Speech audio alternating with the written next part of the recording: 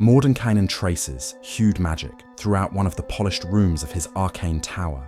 While his body was moving with the weave, his mind contemplated the abyss and Demogorgon, a vile creature whose tale had been told to him by Dritstol Urden years ago. Demogorgon. Now there's a name that carries weight, a name that stains the tongue with madness if you are only to speak it aloud.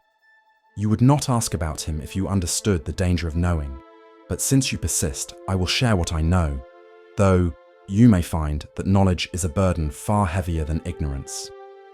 You see, Demogorgon is the abyss given form, a festering wound in the fabric of the multiverse. His existence is not bound by reason, nor can his mind be grasped by mortal thought. Even the Tanari, vile and twisted as they are, fear to meet his gaze. To understand Demogorgon is to glimpse the underlying insanity of the planes themselves. But you insist on understanding, don't you? Very well. There are conflicting accounts of his origin, of course. Chaos breeds uncertainty, and the abyss is nothing if not chaos incarnate. The Oberiths speak of him in hushed tones. The Tanari weave contradictory myths, and the gods themselves seem uncertain as to how Demogorgon came to be. That alone should give you pause. Shall I recount the most enduring of these tales? Sit still and listen closely. The truth, if it exists at all, lies somewhere between them. Some say Demogorgon was born of mortal fear itself. When the Oberith Oboxob was cast down by the Queen of Chaos, the abyss became fertile ground for a new breed of corruption. The Queen saw the potential to shape this chaos into more refined horrors. She turned to the Sybriexes, the ancient fleshcrafters, and bade them sculpt the primal emotions of mortal souls into flesh. Hatred became Orcus. Savagery became Baphomet. Desire and guile became Gruzist. And fear became Demogorgon. But Demogorgon was not like the others. His form was twisted, tentacle-like arms, an ophidian body, and most disturbing of all, 2 heads upon a single neck. The Queen of Chaos deemed him a failure, a deformity unfit for her purposes. She cast him aside, discarding him into the roiling depths of the abyss. But chaos does not cast away its own. While the Queen and her favoured Tanari fought and died in her name, Demogorgon watched. He grew strong on the fear and hatred that saturated the abyss, feeding upon the terror of lesser fiends. Slowly, he began to twist the nature of the plane itself around him, a locus of madness and predation. When the Queen's hold over the abyss began to weaken, Demogorgon rose from the depths. His twin heads screamed in unison as he tore through the Queen's favoured, claiming his place as the true face of chaos. The Queen of Chaos vanished shortly after. Some say she fled into the void beyond the abyss. Others say Demogorgon devoured her. He has never spoken of it. But there is another story, one I am more inclined to believe, given its source. Dagon, that ancient lord of the brine, claims that Demogorgon was not born of mortal sin at all, but was instead a primordial, one of the first beings to rise from the chaotic sea of creation when the abyss was formed. According to Dagon, Demogorgon was the first to stake a claim upon the abyss. He stood upon the blackened shores of the plain as it formed around him, his gaze piercing the churning void. But where Demogorgon saw dominion, Dagon saw opportunity. The two fought for centuries beneath a black sun, their clash stirring the dark oceans and shaping the twisted contours of the abyss itself. As they battled, Obox-Ob crawled from the depths, seizing the title of Prince of Demons, while the two primordials tore into one another. It was then that Demogorgon's true cunning revealed itself. He laid aside his personal hatred of Orcus and Baphomet, forming an uneasy trinity with them. Together they struck down Obox-Ob and cast his broken body into the depths of the abyss. Demogorgon claimed the title of Prince of Demons for himself, while Orcus and Baphomet watched from a careful distance. neither dared to challenge him. And so Demogorgon became the Abyss's first true ruler. Not only a creature of chaos, but a force of will capable of bending chaos itself into a twisted reflection of order. Of course, Demogorgon's nature was not always as you see it now. He was once a singular mind, a creature of immense cunning and predatory instinct. That changed when the god Ameth descended into the abyss. Ameth was a god of justice, a radiant figure of celestial power. He sought to end the corruption of the abyss at its root. Brave, perhaps, but foolish. Ameth's spear burned with holy fire, a weapon forged from the light of Mount Celestia itself. When he struck Demogorgon, the spear cleaved his skull asunder, split it into two distinct minds. Amiel, the schemer, the thinker, the voice of deception, and Hethradia, the beast, the destroyer, the voice of instinct and rage. Ameth struck again, but Demogorgon's tentacles lashed out. He tore Ameth limb from limb and devoured his heart while his golden blood poisoned the seas of the abyss. The death of a god would have destroyed any lesser creature. For Demogorgon, it was merely evolution. His twin minds warred within him, each vying for dominance, yet together they formed a terrible unity. What Ameth had split, Demogorgon reforged into strength. Individual demons have, over the course of millennia, risen from the hordes of their brethren. They gained great power and authority, then established themselves as demon lords. Each has an appearance and a set of abilities unique to him or her. A few demon lords have even risen above the other demon lords, calling themselves demon princes. These are all self-proclaimed titles. There are no actual qualifications. The abyss is far too chaotic to develop rigid standards. It is this chaos and lack of organization and hierarchy that separates the demon lords from the archdevils, who have a rigid pecking order, each paying fealty to those in more powerful positions. Almost every demon lord controls at least one layer of the abyss. The lords command palaces and fortresses full of lesser demons and monsters, often decorated and filled with tortured prisoners or tormented, damned souls. The demon lords relish pain and suffering as much as they lust for power. They savor corruption and destruction, waging eternal wars with each other to gain dominance. For many years, Demogorgon has been the most powerful demon lord, calling himself Prince of Demons. Both Orcus and Grazist contest this title, however. Many demon lords and all demon princes have a scattering of mortal worshippers gathered in secret cults. These demon cultists may one day, through their sacrifices and devotion, elevate the lords to true godhood, a title that many of the lords have claimed at one time or another. The 88th layer of the abyss, called the Brine Flats by some, and Gaping Maw by others, is home to the dual entity known as Demogorgon. It is a realm of salt water and rocky prominences used as rookeries by flying demons. A swirling whirlpool drains water from the river Styx into this abyssal layer, making it a place of both deep and dark seas, as well as fetid swamps. Aboleths, krakens, and other sea monsters war in the depths, but all bow before Demogorgon's might. Here, Demogorgon has his terrible palace, called Abyssum, which rises out of the inky depths. He also maintains a fortress called Ungorth Reddick in the layer's grotesque bogs. From either of these places of dark power, Demogorgon, Lord of all that swims in darkness, holds the title of Prince of Demons through sheer might alone. In both physical and magical terms, there are few on any plane that could challenge Demogorgon and win. But that does not mean his title is uncontested. He continually wars with both Orcus and Grazist, the other two mightiest of the demon princes.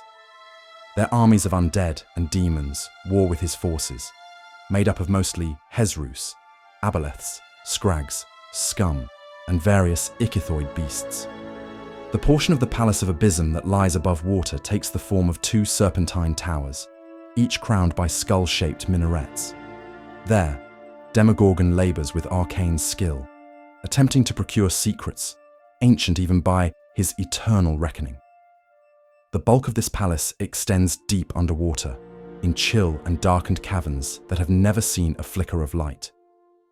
Demogorgon keeps his armies and lieutenants, as well as his fiendish creations. The fortress is filled with retrievers, golems, and evil constructs not seen elsewhere on the plains. The demon prince is 18 feet tall and bizarre in appearance even by demonic standards. He has 2 heads, each like that of a hyena. His body is long and serpentine, covered in dark blue-green scales. His neck is long and snaky. Rather than arms, he has 2 long, sinuous tendrils, not unlike the tentacles of an octopus. His legs are lean and muscular, and his long tail is forked. Demogorgon's symbol is a serpentine forked tail, usually wrapped around something such as a sword or a skull. In combat, Demogorgon disdains direct confrontation. He would rather employ servants or lieutenants, of which he has many. Powerful Balers and Hezrus, twice the size seen elsewhere, serve the Prince of Demons as important enforcers, bodyguards, and assassins. If Demogorgon must fight, he leads with his strength using hypnotic gazes through his heads in conjunction with his terrible rotting tentacles. Inside the Prince of Demons rages a secret war for control of himself. Demogorgon has 2 heads and therefore 2 minds, and each one seeks domination of the other. Even those creatures familiar with the Demon Prince are unaware of his eternal, internal conflict. Amel, one of his personas, seeks to part with his sibling persona, called Hethradia. Amel and Hethradia are each unable to control the other, because each is in truth an aspect of the other. Nor could one slay the other without also perishing. Still, Amuel seeks a way to be free of, and eventually usurp his other half, for selfishness and jealousy in a demon know no bounds. Hethradia is too concerned with the effect such a separation would have on all his dread accomplishments to seriously consider the notion of living alone. Demogorgon has kept his 2 heads together so far. He does not want to jeopardize the position and power that he and they have attained. By most definitions, this internal conflict would be described as insanity, but that would be applying inappropriate mortal standards to one to whom such standards can never apply. His war with Orcus and Grazist has been epic in scope. Vast armies clash in the abyss. Resources that could have been spent in the Blood War are instead wasted in a conflict that has no victor. However, Orcus disappeared for a time, apparently slain. During that time, his power and influence grew in the vacuum left behind, while Grazist, who also disappeared for a time, suffered. Demogorgon is a creative and innovative creature. He invented such foul things as the first retrievers, and he has countless unique creatures at his beck and call. The worshippers of Demogorgon are more likely to be scaly things that hide from the light than humans or members of other civilized races. Despite Demogorgon's stature in the abyss, the vast majority of the material plane is blissfully ignorant of his existence. A slim few have heard his name in whispers, and nothing more. Only scholars, arcanists, and those with a particular interest in Demonkind know what he is. He craves blood and souls. His cultists offer up sacrifices in his name on black altars before double-headed idols. His followers often control the societies they live in, evil theocracies that rule by terror and violence. The priests of the Prince of Demons are thus often rulers as well. The clerics allied with Demogorgon are madmen, masochists, and psychopaths, completely unfit for leadership, but often in charge nonetheless. However, Demogorgons, fell priests, are not as interested in political power and conquest as they are in using their resources to serve their master. His high priests wear writhing, snaky headdresses and black robes with hoods. Mordenkainen turns his head toward the stained glass windows of his arcane tower in contemplation over chaos, the balance, and the prince of demons. You cannot shackle chaos. You can dress it in chains, seal it behind layers of divine magic, bury it beneath stone and steel. But chaos is patient. It waits. It feeds on desperation. And yet, mortals have ever believed they might imprison that which cannot be contained. Such arrogance, such folly. Over 1,000 years before the era of upheaval, in the dark depths of Faerun, they tried to bind Demogorgon. They built a fortress, Watcher's Keep, in Tether, a monument to mortal hubris and divine desperation. A prison forged of stone and magic, its walls laced with wards older than kingdoms. The Knights of the Vigil were tasked with maintaining the seal, a holy order consecrated to Helm himself. Their duty was grim beyond reckoning. You see, the magic that held Demogorgon was not self-sustaining. It was a hungry, living thing, a spell matrix that required sacrifice. Every generation, a knight would descend into the bowels of Watcher's Keep and willingly give their life to restore the seals. Imagine it, walking knowingly into the mouth of annihilation to feed the very magic that kept the Prince of Demons bound. The mind rebels at such devotion, but fear makes strange saints of men. Of course, the magic was failing even then. Entropy is the nature of existence. Wards decay, spells unravel. Demogorgon felt it. He knew it.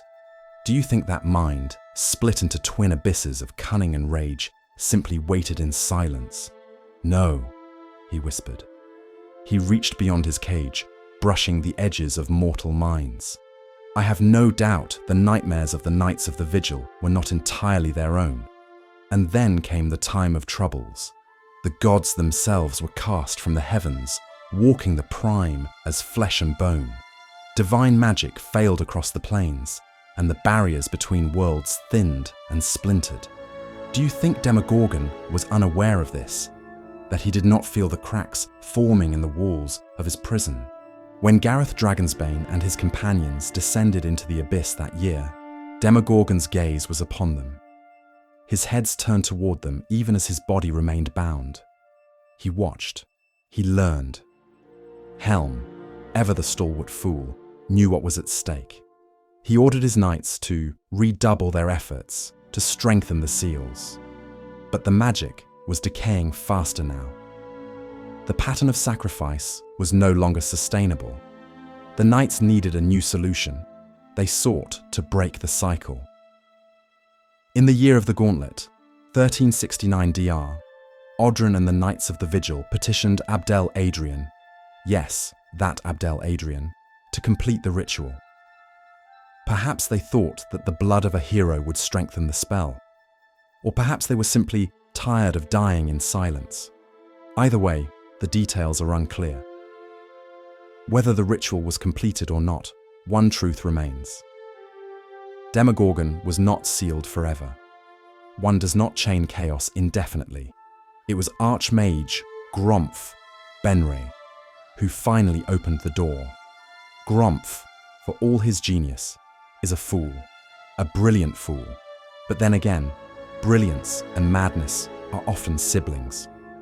He studied Fersres, the raw, chaotic weave of magical energy beneath the Underdark. It is a substance older than gods and civilizations, a relic of primordial chaos. Psionic energy is woven into its essence, a resonance that distorts thought and will. Grumpf thought he could harness it. Of course, Lolth encouraged him. The Spider Queen's schemes are rarely direct, but this was a masterful stroke. A whispered dream here, a vision there, a thread of insight planted in Grumpf's mind.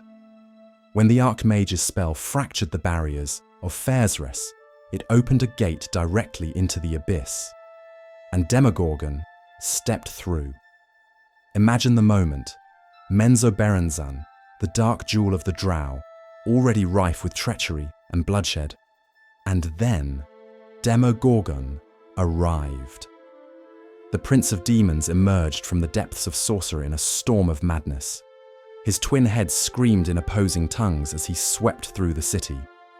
Drow nobles, masters of subterfuge and sorcery, were reduced to shrieking prey beneath his gaze.